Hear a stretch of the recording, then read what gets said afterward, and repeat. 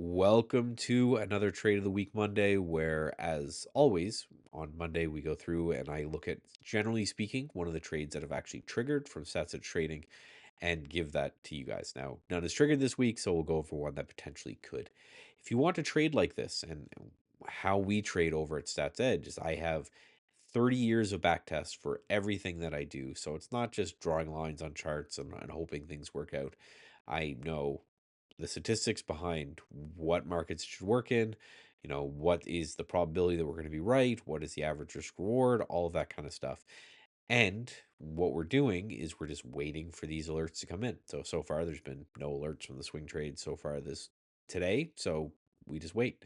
So the alerts can come to your Apple Watch, your smart fridge, your whatever, because it just goes through our Discord bot. So again, nothing has triggered so far, but remember last week we were talking about MDGL.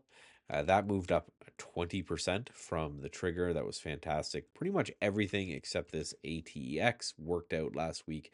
We got like 7 or 8 triggers and it all worked great. But what we're going to talk about today is LKQ.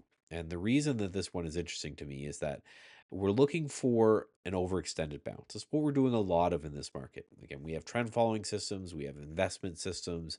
Soon there's going to be an all-weather portfolio and some day trading systems launched as well.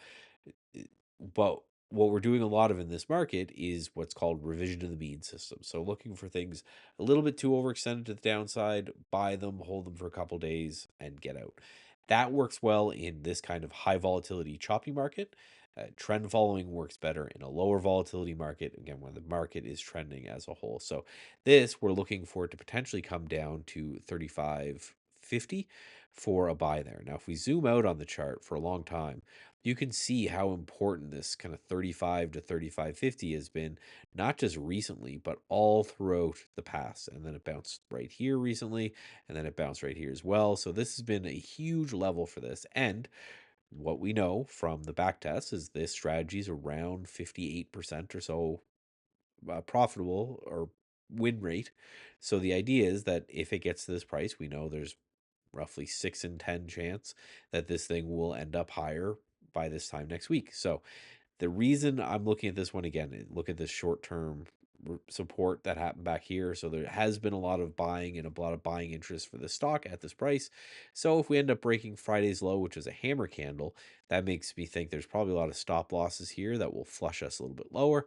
If we can get the trade, we can go from there. So again, I like it because this was the earnings candle. So we're seeing quite a big move, and which is what we're looking for from 42. If we go from 42 down to 35 in a week, that's a 16-17% down move. So maybe a bounce from that of a couple percent is what we're looking for. Not trying to marry these things, not trying to have them go back to highs. This is why we use something called time stops, which when we're in, we kind of start a shot clock, and whenever that expires, we just get out, move on, get our money back, look for the next trade. Again, it's been really, really helping us, these short term type trades in this market. And if you want to trade with an edge, and an edge that you can prove, you can put your figure on, go to statsedgetrading.com, look through all the data there. If it's something that's interesting to you, give us a try, and I will talk to you guys later in the week.